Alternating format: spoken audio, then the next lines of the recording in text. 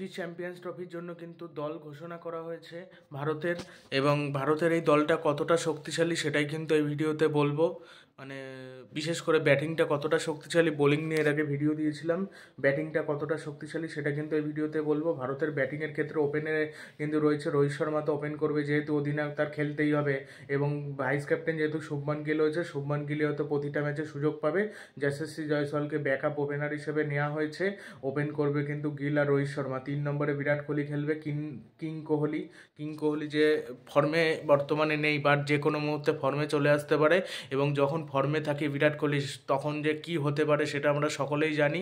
সেই জন্য বিরাট কোহলি 3 নম্বরে থাকতে পারে। 4 নম্বরে হয়তো শ্রেয়াস আয়ার খেলবে, 5 নম্বরে কে এল রাহুল অথবা ঋষভ পান্তের মধ্যে একজন খেলবে, 6 নম্বরে হার্দিক পান্ডিয়া, সাথে অক্সার প্যাটেল, 8 নম্বরে রবীন্দ্র জাদেজা, এরা থাকবে।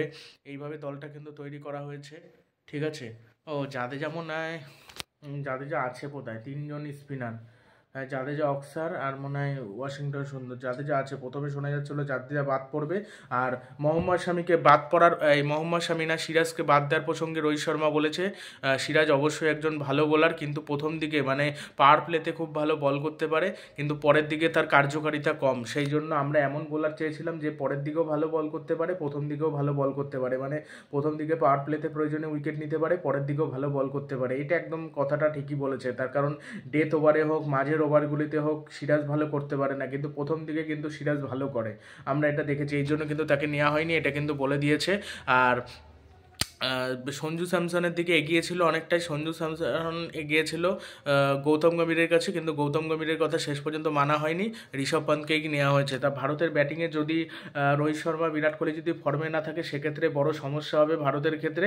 আর যদি দুজনে ফর্মে থাকে বা একজনও যদি ফর্মে থাকে, তার সাথে শুভমান গিল মোটামুটি যদি খেলে দেয়, আর শ্রেয়াস আয়ার কে এল রাহুল এদের মধ্যে কেউ যদি খেলে দেয়, আর শেষ দিকে ভালো যদি হার্দিক পান্ডিয়া, অক্সার বা জাদেজা এরা মিলে যদি ফিনিশ করতে পারে, তাহলে কিন্তু ভারতের ব্যাটিং কিন্তু ভালো হবে এবং ভারত কিন্তু ভালো করবে। এর আগে আমরা যখন দেখেছিলাম যে চ্যাম্পিয়ন্স ট্রফিতে হোক, ওয়ানডে ওয়ার্ল্ড কাপে হোক, ব্যাটিং কিন্তু প্রতিটা ম্যাচে ভালো করেছিল, বোলিংয়ের জন্য কিন্তু হেরেছিল, আর ফাইনাল ম্যাচটাতে ব্যাটিং করতে পারেনি, যেখানে আসল ব্যাটিং করার দরকার সেখানে ভালো ব্যাটিংটা করতে পারেনি, এটাই হলো প্রবলেম।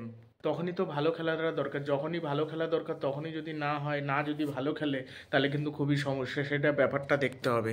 তো এখন দেখা যাক ভারত কীরকম খেলে।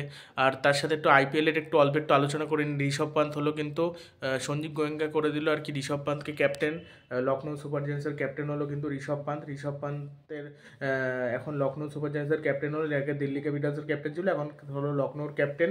সঞ্জীব গোয়েঙ্কা আবার কিন্তু নতুন ক্যাপ্টেন ঘোষণা করে দিল বলতে গেলে, এবং ঋষভ পান্ত ক্যাপ্টেন্সি কেমন করে এটা দেখতে হবে, এবং ঋষভ পান্ত যদি এখানে খারাপ ক্যাপ্টেন্সি করে তার কথাও শুনতে হবে, এটাও মানতে হবে। তার কারণ কে এল রাহুলকে যখন কথা শোনাতে পেরেছিল, এই ঋষভ পান্তকেও কথা শোনাবে যদি হেরে যায়। জেতা ম্যাচ যদি হারে বা খুব খারাপ পারফরমেন্স করে, কথা তো শুনতেই হবে। তাকে যেহেতু ক্যাপ্টেন করেছে, দাম বেরো যেরকম বেশি পাবে সেরকম খাটতেও বেশি হবে, এটা কিন্তু বলে দিলাম, ঠিক আছে। আর আরেকটা জিনিস বলি যে 2025 যে চ্যাম্পিয়ন্স ট্রফিতে এইখানে যদি ভারত যদি বাজে খেলে, তাহলে সব থেকে যার সমস্যা সেটা হলো গৌতম গম্ভীর। সেই জন্য গৌতম গম্ভীর অবশ্যই চাইবে যাতে যে কোনো মূল্যে এই চ্যাম্পিয়ন্স ট্রফিতে ভারত ভালো খেলে, যদি খারাপ খেলে সেক্ষেত্রে তারই সমস্যা। এবার সে কিন্তু যে ভারতের কোচ কন্টিনিউ করতে চাইলে তাকে কিন্তু ভালো খেলতে হবে। এবার সে যদি আবার খারাপ খেলে ভারত, তাহলে তাকে সোজাসুজি বাদ দিয়ে দেওয়া হবে, সবাইকে বাদ দেওয়া। আর শীতাংশু কোটাককে ভারতের ব্যাটিং কোচ হিসেবে নিয়োগ করা হয়েছে, সে কিন্তু ইংল্যান্ডের বিপক্ষে টি-20 ম্যাচ খেলার জন্য চলে গেছে। টি-20 ম্যাচ সামনে বুধবার থেকেই বোধহয় শুরু হবে, বুধবার থেকে মনে হয় শুরু হতে পারে সম্ভবত।